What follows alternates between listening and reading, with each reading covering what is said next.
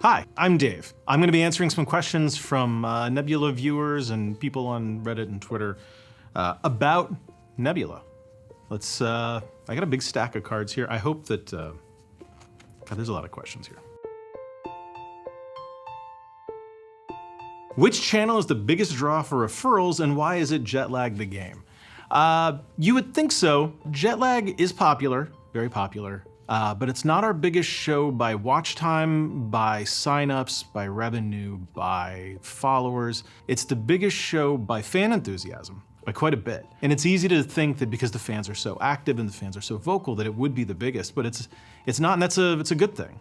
It's by design. There's no one show that is so big that if it went away, we'd be in trouble. The whole idea is that we're building something together. So while Jetlag is a really big part of it, I don't want it to be the biggest, and thankfully there's a ton of other stuff going on.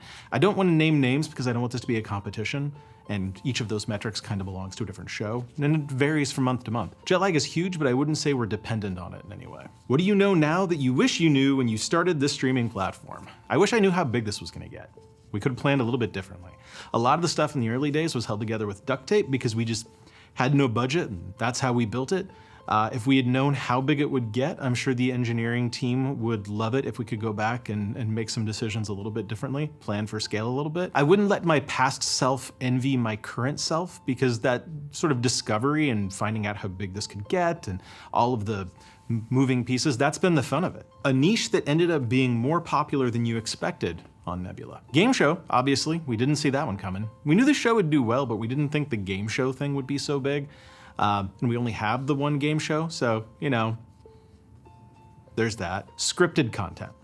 Now this is a niche on Nebula, I say, because most of the scripted stuff we've done, the upcoming Identities from Jesse Gender, The Prince, Night of the Coconut, I wouldn't have called that doing scripted fiction would be as popular or compelling as it is, but it's really about letting the creators explore the things that they want to make, not just keep making the things that they've always made. So I guess it's not a huge surprise, or it shouldn't be a huge surprise, but I wouldn't have called it.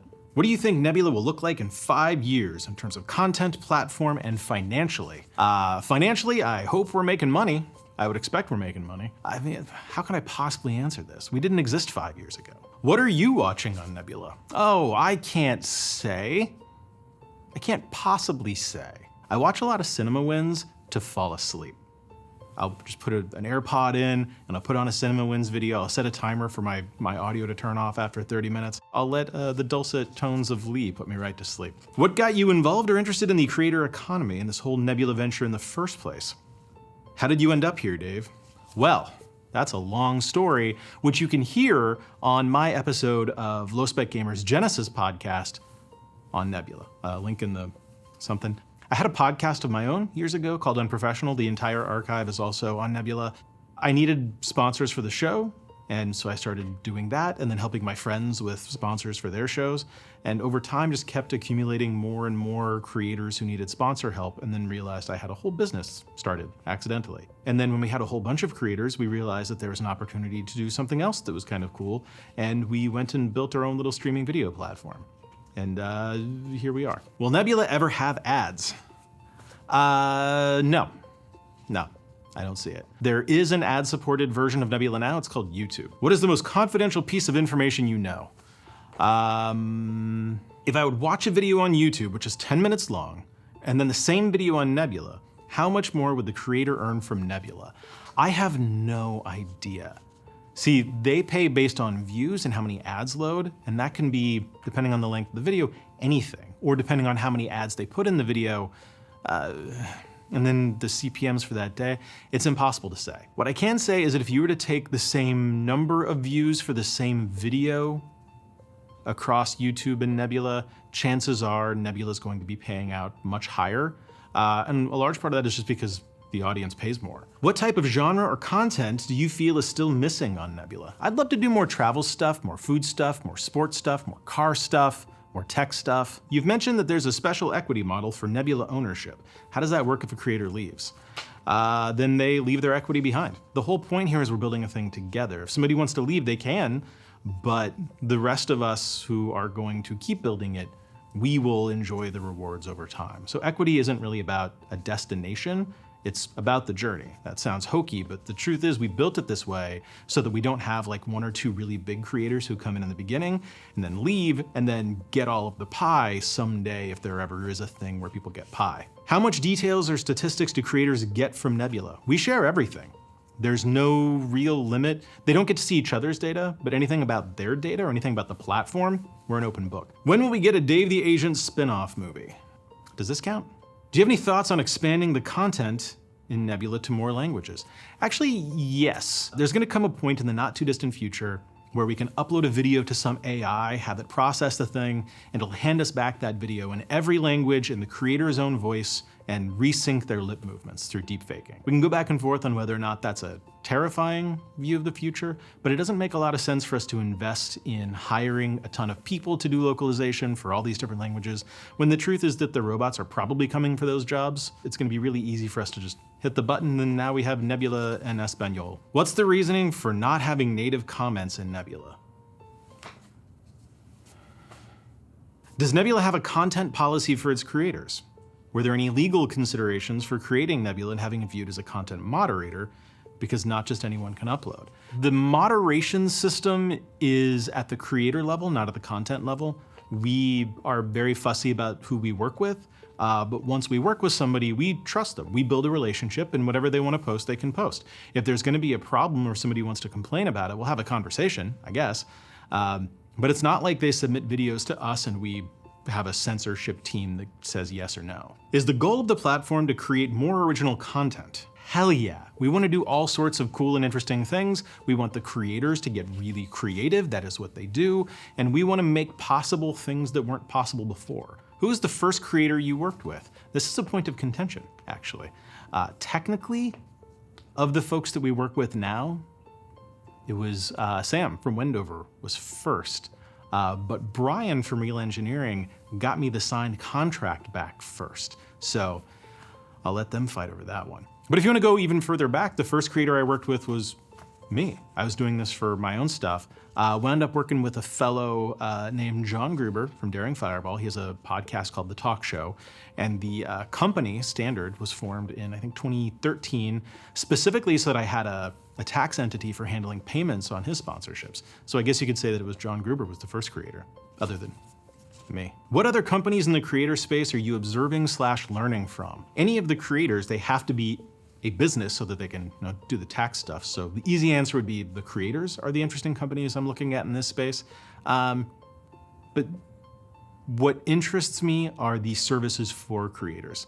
I'm a big fan of Carrot, K-A-R-A-T. We even made a Series A investment as a group in Carrot.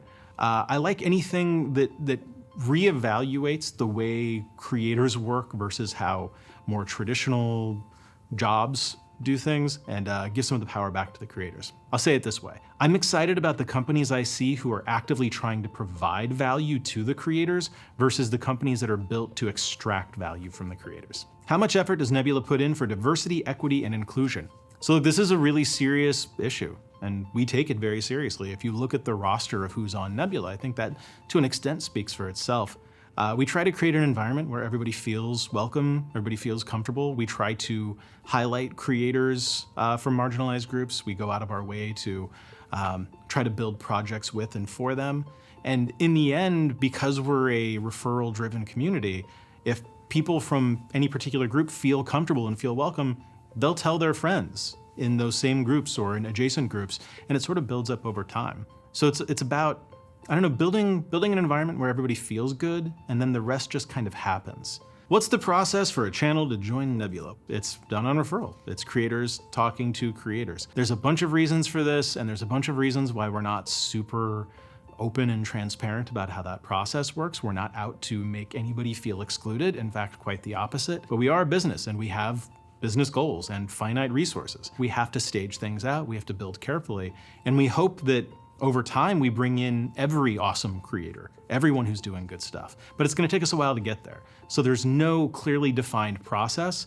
We have some internal metrics and guidelines and things, but honestly, it changes week to week or sometimes even day to day. It depends on how many creators from a specific genre we've brought in recently, or whether or not we've done enough to amplify voices from marginalized groups.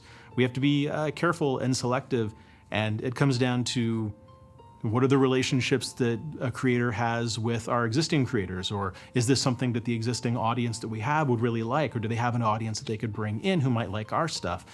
There's a lot of factors. You've created a critical mass of video makers that could produce more if they can offload some of their work onto others. Yes, go make more content to get back into the mine and make me more money.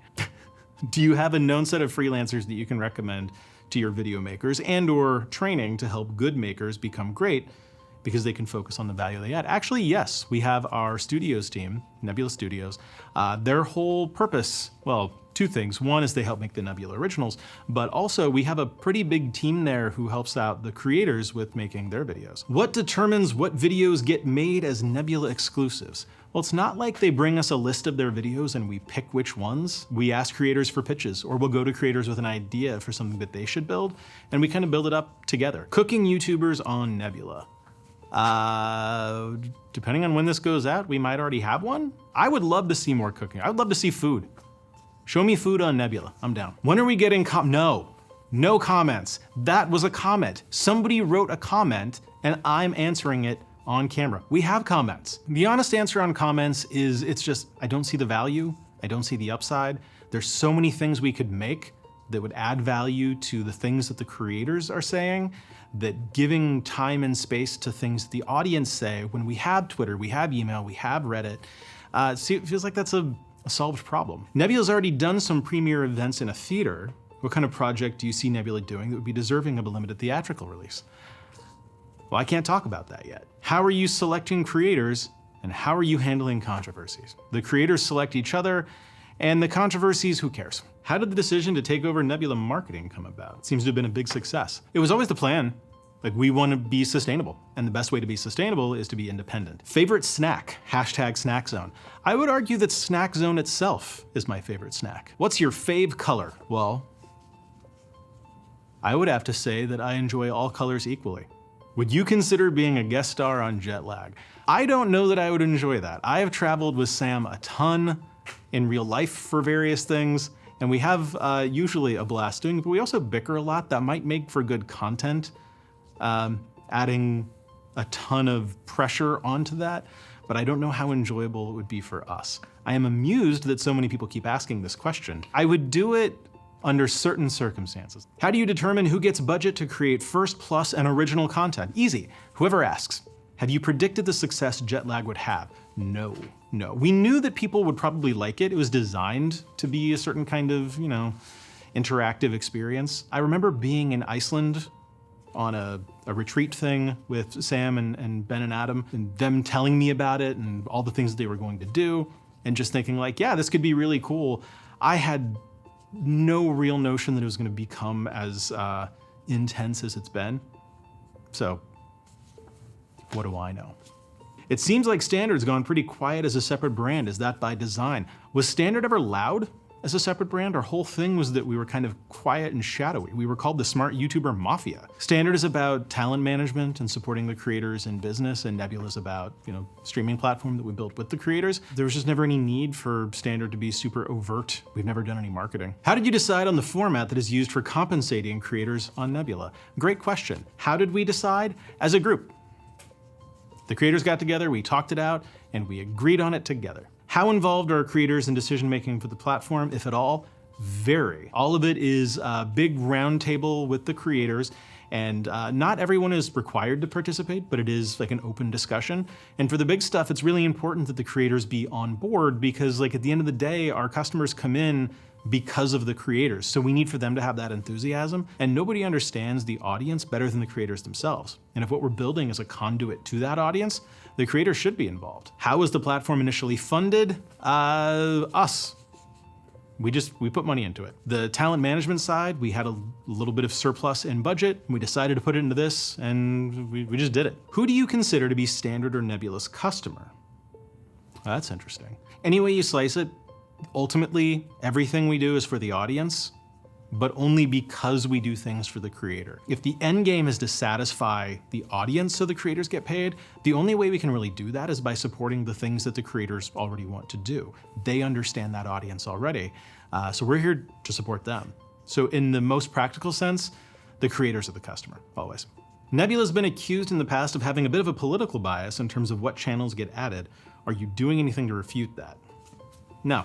So thank you for joining me for the first Nebula Q&A. If you have a question that didn't get answered here, you're just gonna have to wait until the next one.